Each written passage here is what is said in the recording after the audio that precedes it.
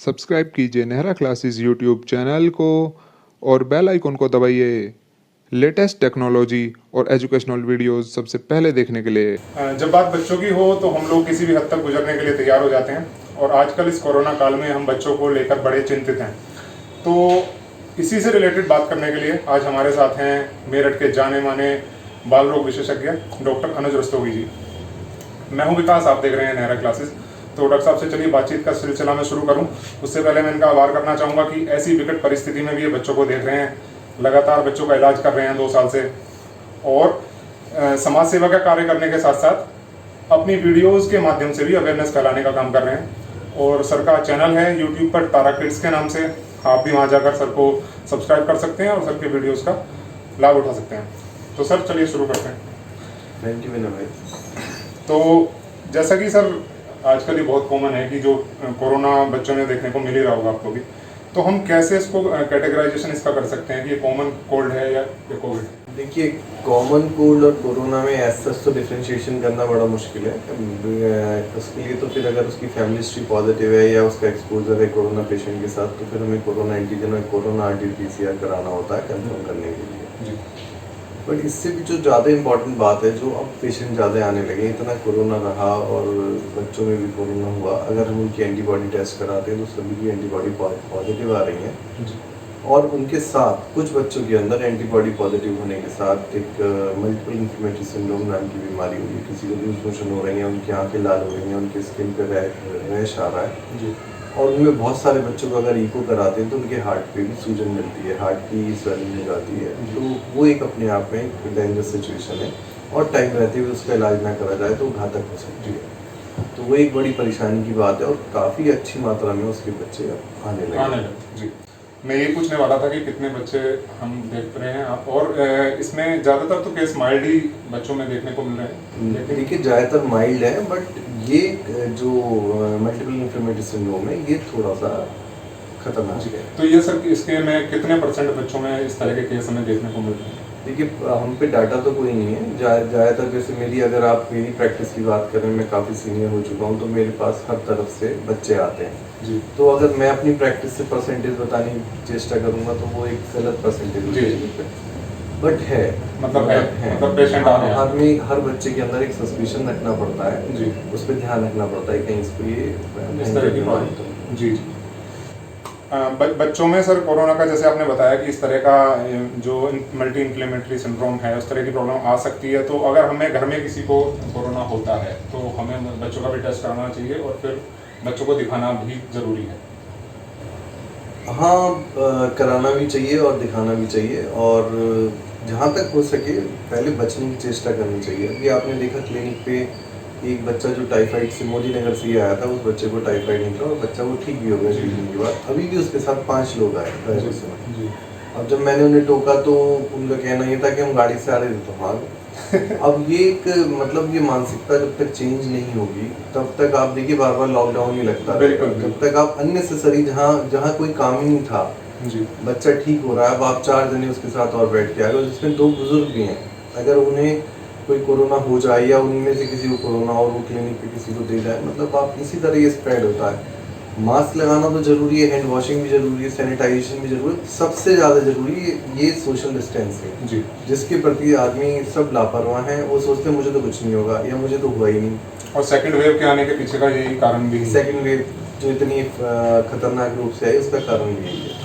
Doctor साहब, आपने कहा कि बचाव करना जरूरी है, तो बड़े लोग तो फिर भी चलिए समझदार होते हैं, बच्चों में बचाव हम किस तरीके से करें अगर आप गाइड कर सकते हैं? जैसे कि बच्चे मास्क नहीं लगा पाएंगे। देखिए, बच्चे जो 2 साल से नीचे वाले बच्चे मास्क नहीं लगाते, बट अब सबकी देखा देखी बच्चों ने मास्क पहनना शुरू कर दिया है। बहुत अच्छी परसेंटेज में बच्चे मास्क लगा के आते हैं और खुशी खुशी मास्क लगाते हैं। उनके थोड़े मास्क फैंसी भी हैं।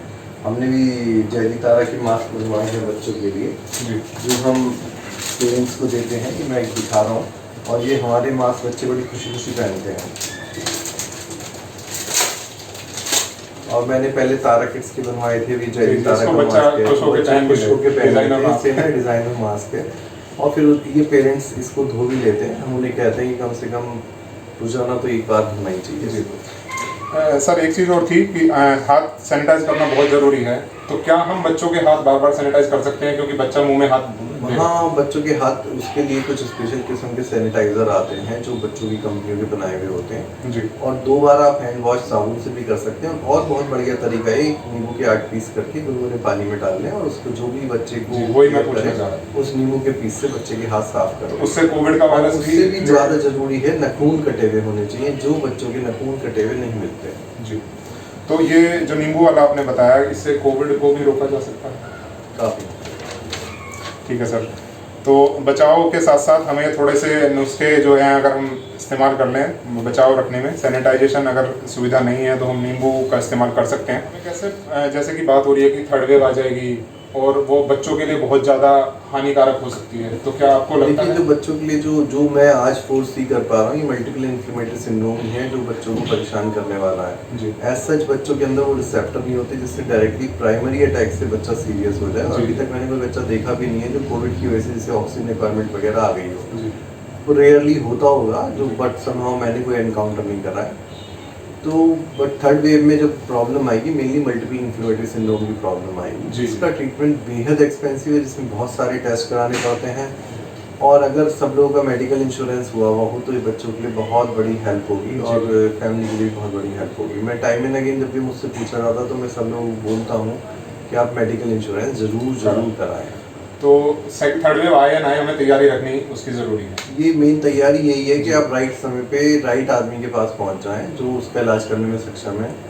तो आप उन डॉक्टर्स के पास चले जाएं, वो तब आप तभी जा पाएंगे जब आपको इंश्योरेंस हुआ होगा, अदरवाइज आप जाने से बचेंगे। मेरा अगला सवाल यही था कि बच्चों में इसका प्रकोप कम क्यों है, तो उसका जवाब आपने दे दिया कि रिसेप्टर्स नहीं है, उस टाइप के रिसेप्टर्स नहीं है। और बच्चों को ना सिमिलर किस्म के वायरस बार बार अटैक करते रहते हैं, वो भी उन्हें कहीं ना कहीं वो प्रोटेक्ट करते हैं। मैंने ये सवाल जो है बोर्ड से जिसे भी पूछा था तो उन्होंने कहा था इम्यूनिटी ज़्यादा होती है बच्चों की, तो शायद ये भी रीजन है। हाँ नहीं, इम्यूनिटी, हाँ इस तरह से भी कह सकते हैं। इम्यूनिटी एक बड़ा नॉन स्पेसिफिक सा वर्ड है। जब आदमी ज़्यादा खराब हो जाता तो हम कहते हैं इसकी इम्यूनिटी का कोई डेफिनेशन नहीं है, कोई बेंचमार्क नहीं है हमारे पास। अच्छा, मैं एक सवाल और था सर कि अगर कोई बच्चा इससे रिकवर कर जाता है, उसको एक बार कोविड हो चुका, तो चांसेस कितने हैं कि उसको दोबारा रीइंफेक्शन हो? क्योंकि जैसा सुनने में आ रहा है कि वायरस म्यूटेट देखिए, रीइंफेक्शन के तो चांस बहुत कम है और रीइंफेक्शन के केस भी बहुत कम देखे गए, वर्ल्ड ओवर ही बहुत कम देखे गए।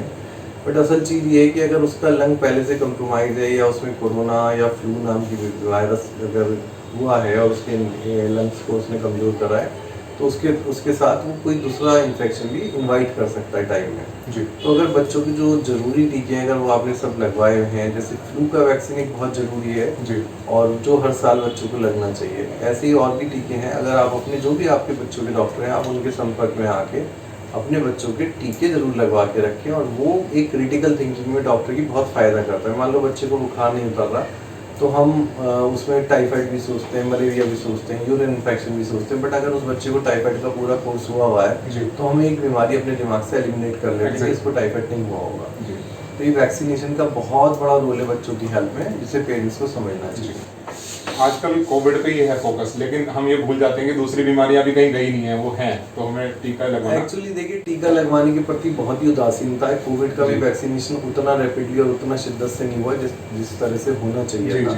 और मैं अब तो 2-3 पैंडेमिक अदरवाइज भी देख चुका हूँ। जैसे एक बार ये फ्लू का पैंडेमिक हुआ था, काफ़ी लोग उसमें डेथ हुई थी अभी स्वाइन फ्लू कुछ साल पहले, 2012 या 2013 की बात है शायद। तो उस दौरान भी लोगों ने फ्लू का वैक्सीन नहीं लगवाया और जैसे ही वो वैक्सीन एक साथ कुछ लोग लगवाते हैं तो वैक्सीन कम हो जाती है, तब वो ह्यूमन ट्राई होती है कि वैक्सीनेशन नहीं है। अब जो मेडिकल कंपनी है, वैक्सीन बनाने वाली कंपनी है, वो भी डिमांड एंड सप्लाई पे चलती है। उनकी बहुत बड़ी कॉस्ट इन्वॉल्व होती है। वो ऐसे लार्ज नंबर में वैक्सीन प्रोड्यूस नहीं कर सकते जब तक उन्हें श्योरिटी ना हो कि वैक्सीन उनकी यूटिलाइज होगी। सर, एक और क्वेश्चन था कि आजकल कोविड की वजह से हमारे बच्चों का स्कूल बंद हो गया है, वो घरों में बंद हैं, तो ये चीज़ क्या उनको साइकोलॉजिकली भी अफेक्ट कर रही है? वो उन्हें साइकोलॉजिकली बहुत बुरी तरह इफेक्ट कर रही है और वो नेगेटिव खबरें घर में सुनते रहते हैं जी। और इस सेकंड वेव में तो काफ़ी डेथ हुई है और इस बारे में भी लोगों की बातें चलती रहती हैं। तो बच्चों के मस्तिष्क को काफ़ी एडवर्सली इफेक्ट करा है। जी सर, एक चीज़ और मुझे लगती है कि हम इंडिया में, जहाँ तक मुझे लग रहा है कि 50% के आसपास पॉपुलेशन को इंक्लूडिंग चिल्ड्रन कोविड हो चुका है। ऐसा मुझे लगता है। देखिए, ये ना अब पूरा आप शहर टू शहर फ़र्क होगा, बट मेरे पास जो भी बच्चे आ रहे हैं, अगर मैं उन्हें बुखार देख के कोविड एंटीबॉडी कराता हूँ तो सभी की पॉजिटिव पॉजिटिव आ आ रही है मतलब तो ऐसा लगता है कि उन्हें हो हो चुका चुका है, बिल्कुल। तो ऐसे बच्चे तो हम कह सकते हैं कि क्या हम हर्ड इम्यूनिटी की तरफ जा रहे हैं, अब इसका प्रकोप थोड़ा कम हो हाँ, जाएगा। हर्ड इम्यूनिटी की तरफ हम काफी हद तक जा रहे हैं। अगर वैक्सीनेशन और बढ़ जाए और ये अननेसेसरी गैदरिंग रुक जाए तो धीरे धीरे इम्यूनिटी बेटर ही हो जाएगी। तो हम ऐसा मान सकते हैं कि 1-2 साल में चीजें नॉर्मल हो जाएंगी। हाँ, हो जाएंगी। और जहाँ तक स्कूल की बात है, मेरा अपनी पर्सनल राय ये है कि स्कूलों की छुट्टी ना करा के बच्चों की एंटीबॉडी करा ली जाए, वहाँ टीचर्स की एंटीबॉडी करा ली जाए, उनके जी, जी, वैक्सीनेशन जी। एश्योर कर दिया जाए और जहाँ एंटीबॉडीज कंप्लीट है वहाँ पे बच्चों का स्कूल पढ़ाई खोला दोबारा से शुरू कर ये दें। बहुत अच्छा क्योंकि सजेशन है। क्योंकि ये उनकी मानसिक हेल्थ के लिए भी अच्छा होगा। और अब मैं देख रहा हूँ जिन बच्चों को प्रमोशन मिल गई है बिना एग्जाम के, वो बहुत अपसेट है क्योंकि उन्होंने 1.5 साल पढ़ाई बिल्कुल, करी और बिल्कुल। उसके बाद उन्हें वो एग्जाम देने को नहीं मिल रहा। जी। तो ये जो टास्क है ये अगर अच्छे से किया जाए और मतलब बच्चों का स्कूल तो मुझे लगता है जल्दी से जल्दी शुरू होना चाहिए। सर अब वैक्सीन पे आते हैं। इंडिया में ऑलरेडी ट्रायल्स चल रहे हैं बच्चों के लिए, तो हम क्या मान सकते हैं कब तक इसकी वैक्सीन बच्चों के लिए अवेलेबल हो जाएगी, और हो जाएगी तो किस एज ग्रुप के लिए स्टार्टिंग में वो रहेगी? देखिए, अब जो ट्रायल्स चल रहे हैं 2 to 12 ईयर्स पे भी चल रहे हैं, 12 to 18 ईयर्स पे भी चल रहे हैं। ऑलरेडी वैक्सीन तो बन ही चुकी है, कोई ज़्यादा मुश्किल मंजिल नहीं है। जी। और जो वैक्सीन हम बड़ों को दे सकते हैं वो बच्चों को तो ऑफकोर्स दे ही सकते हैं, और बट ट्रायल्स के बाद। जी। तो ट्रायल्स अब ये जल्दी कंप्लीट हो जाएंगे। वैक्सीन बनाना अपने आप में ज़्यादा मुश्किल काम था बनस्पत ट्रायल्स के, जी। और वैक्सीन बन चुकी है तो ट्रायल्स बहुत जल्दी हो जाएंगे। और इसमें काफ़ी बड़ा हिस्सा रेगुलेटरीज का भी है, और गवर्नमेंट की रेगुलेटरीज सपोर्ट कर रही है वैक्सीनेशन के लिए। जी। तो मैं समझता हूँ 2-3 महीने में या 4 महीने में बच्चों के लिए वैक्सीन अवेलेबल हो जाएगी। और जो इन्फेंट्स हैं 1-2 साल से कम के, उनके लिए अभी नहीं? उनके लिए वैक्सीन नहीं अभी है, जी। क्योंकि 2 ईयर्स से नीचे उनका इम्यून सिस्टम थोड़ा सा अलग होता है, टाइप ऑफ वैक्सीनेशन अलग होता है। जी। बहुत सारी कॉन्जुगेटेड वैक्सीन होती हैं जो 2 साल से पहले इफेक्टिव नहीं होती। जी। इसलिए वो अब देखते हैं उनके लिए, क्योंकि डिफरेंट प्लेटफॉर्म पे वैक्सीन बन रही हैं। वो भी दिन दूर नहीं है कि जब छोटे बच्चों के लिए भी वैक्सीन हो जाएंगे। जी। सर एक और क्वेश्चन था, जैसे कि पेरेंट्स को अगर कोविड होकर ठीक हो गया है और बाद में उनको कोई बच्चा होता है, बाद में प्रेगनेंसी होती है, तो वो जो बच्चा पैदा होगा, क्या चांसेस हैं कि उसकी बेटर इम्यूनिटी होगी टुवर्ड्स कोविड? नहीं, ऐसा नहीं, मतलब जेनेटिकली ये ट्रांसफर नहीं हो, मतलब ऐसा नहीं। कोई स्टडी भी नहीं है, जी। क्योंकि ये अभी थोड़ी नई बीमारी 2 साल पुरानी जी है। जी जी बिल्कुल। तो अभी ऐसी स्टडीज नहीं है, बट ऐसा मुझे लगता नहीं कि ऐसा होगा। और एक और सवाल था सर, क्या हम मास्क के बिना कभी घूम पाएंगे, क्या हम सोच सकते हैं? हाँ, बहुत जल्दी अमेरिका के अंदर मास्क खत्म हो गया, बहुत सारे स्टेट्स के अंदर मास्क अलाउड नहीं है। और जो बहुत ज़्यादा जहाँ क्लोज कॉन्टेक्ट्स हैं वहाँ पे मास्क का रीएनफोर्समेंट है। जी। तो मास्क मुझे नहीं लगता बहुत दिन की चीज़ रहेगी। बहुत सारी चीज़ें लोग जानते भी नहीं है, वो डर की वजह से करते हैं। जी। बट फिलहाल जब तक गवर्नमेंट का नॉर्म, जब तक इस बारे में कोई कंक्लूजन नहीं होता, तो आप मास्क यूज़ करें, सैनिटाइजेशन करें, और सबसे ज़्यादा सोशल डिस्टेंसिंग करें। आप बिल्कुल भी जहाँ जाना अवॉइड हो सकता है वहाँ जाना अवॉइड करें। जी। जैसा मैंने एग्जाम्पल शुरू में दिया टाइफाइड के लिए, अब वो बच्चा भी ठीक हो गया, फिर भी 5 आदमी जी उसके जी, साथ इसका कोई मतलब नहीं बनता। कोई मतलब नहीं होता। एक आखिरी सवाल और डॉक्टर साहब, हाँ, ये सवाल मैंने गोडसे जी से भी पूछा था, क्या आपको लगता है ये वायरस नेचुरल है? अब ये तो मैं नहीं कह सकता नेचुरल है या नहीं है, बट ऐसे वायरस नहीं होते हैं। जैसे हम डेंगू वायरस का इलाज करते हैं, हम जैसे ब्रोंकियोलाइटिस का इलाज करते हैं, और पिछले पहली वेव आई थी तो मेरा भी मानना ही था कि ये धीरे धीरे खत्म हो जाएगा। जी। बट ऐसा हुआ नहीं, और ये लौट के भी और बहुत ही ज़्यादा खराब तरीके से आया। तो ये कुछ तो एबनॉर्मल है। जी।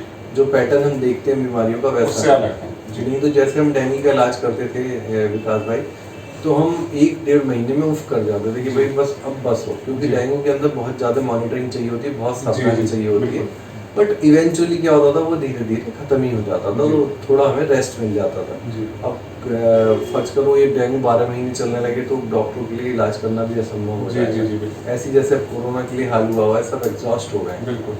तो है, कुछ तो फर्क है इसके अंदर। जी, यही गोडसे जी ने भी मुझे बताया था कि इसमें कुछ ना कुछ अब जरूर है। अच्छा, ठीक है सर, तो आपके माध्यम से हमने लोगों में ये जानकारी ज़्यादा से ज़्यादा स्प्रेड करने की कोशिश की है। मंच आपका है, अगर आप हमारी ऑडियंस को कुछ मैसेज देना चाहते हैं। मेरा मैसेज सबसे ज़्यादा इम्पोर्टेंट इस चीज़ में hand washing and second social distancing. जहाँ आवश्यक ना हो वहाँ ना जाएं, जी। घर पे बने रहें और सही रहें। ठीक है। आप ये नहीं पता, आपको हो सकता है वो आप कोरोना कैच करके लाएंगे, आपको कुछ ना हो, मगर आप किसी ऐसे व्यक्ति को कोरोना दे दें जो शायद उससे उस बीमारी से बच ना पाए। जी। और जो जिस तरह से डेथ हुई है वो बहुत ही भयानक है, और बहुत ज़्यादा डेथ हुई है। और कुछ लोगों के लिए जो जिनकी डेथ हुई उनमें समझना भी बड़ा भारी है कि उन्हें क्या बीमारी ऐसी रही जो बाद इवन 2 जुड़वा भाई हैं जो अखबार में जी, मैं जी, पढ़ता जी, हूँ, जी, बिल्कुल। जुड़वा भाई भी बेचारे वो एक एक दिन के गैप पे चले गए, जबकि वो बहुत यंग भी थे, उनमें मुझे नहीं लगता कोई कोमॉर्बिडिटी रही होगी या कोई बीमारी पहले रही होगी। तो सर आपका बहुत बहुत धन्यवाद, आपने हमारे लिए अपना कीमती समय निकाला। आप लोग भी सर को जाके यूट्यूब चैनल पर फॉलो कर सकते हैं, सब्सक्राइब कर सकते हैं। सर के चैनल का नाम है तारा किड्स, फेसबुक पर पेज भी है तारा किड्स के नाम से, तो वहाँ जाकर आप पेज को भी लाइक कर लीजिएगा, क्योंकि सर अपने वीडियोस के माध्यम से बहुत सारी भ्रांतियों को दूर करते हैं, बहुत अच्छे अच्छे वीडियोस लेके आते हैं, उससे आपको काफ़ी कुछ सीखने में मदद मिलेगी। एक हमारी वीडियो आती है बच्चों के लिए मॉरल साइंस पे, जय जी तारा। मैं जी। चाहता हूँ सब लोग जय जी तारा बच्चों को दिखाएं और उन्हें अच्छी बात सिखाएं। चलिए सर, आपका बहुत बहुत धन्यवाद, Thank you. मिलते हैं आपसे फिर दोबारा।